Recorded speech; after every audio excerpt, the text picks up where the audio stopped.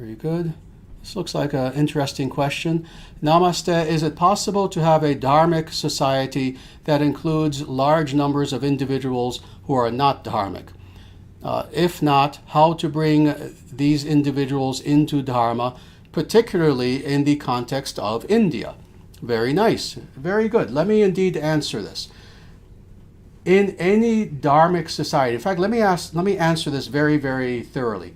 In any dharmic society, ideally, 100% of individuals will adhere to Dharma. In fact, let me state it with this exact terminology.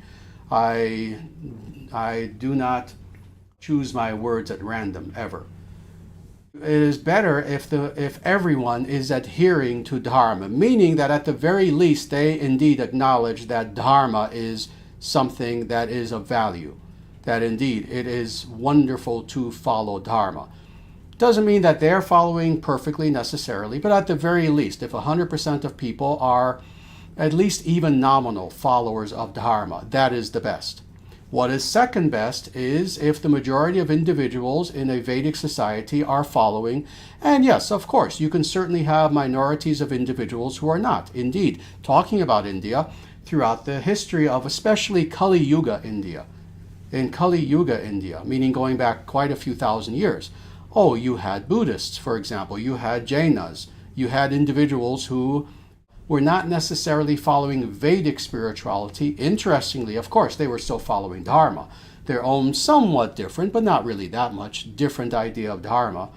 But indeed, Sanatana Dharma as a worldview is something that is actually very, very tolerant of the idea that it shouldn't force itself upon others. It should try to positively influence others, but not force.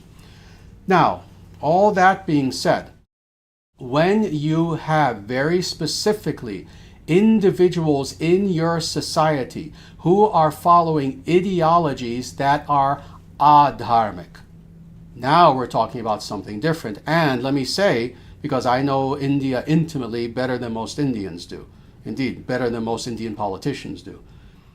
When we're talking about India very specifically, there are large minorities of individuals who are following ideologies that are anti-dharmic. This being the case, what should be done is that such individuals should be very gently persuaded to follow Dharma. Now, that being said, what does that mean? Number one, India has to eventually become indeed truly a Dharma nation, which it's not. No, not a Hindu nationalist nation, not a quote-unquote Hindu nation. It has to become a Dharma nation. It has to be a nation that follows all of the Vedic prescripts and proscripts. It has to be a truly Dharma nation.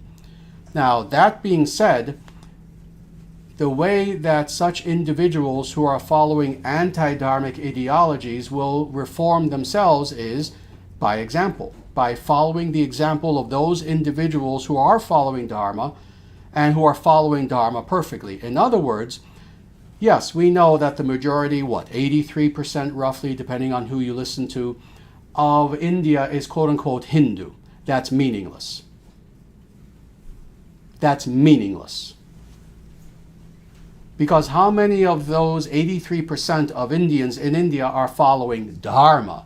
Meaning they are vegetarian, meaning they do puja every day, meaning they follow the virtues and the ethics of Sanatana Dharma, meaning that they study the Vedic scriptures, meaning that they believe what the Vedic scriptures are teaching them, and they don't try to scientificize everything in accordance with modernity.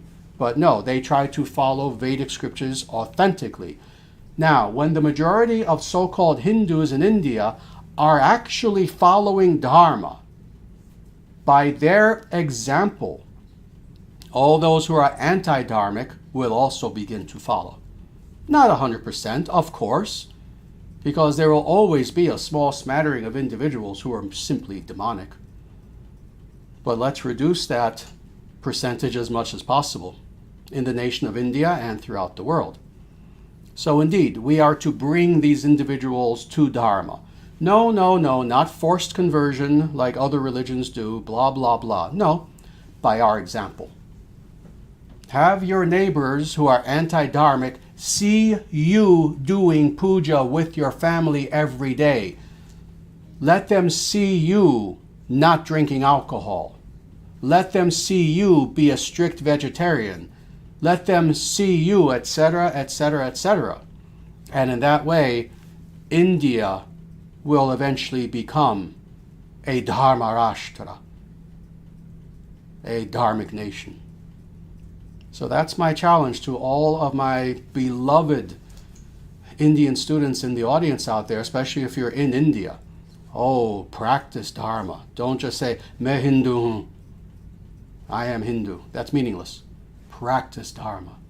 And that way you will change yourself, you will change your family, you will change the world for the better. Very good.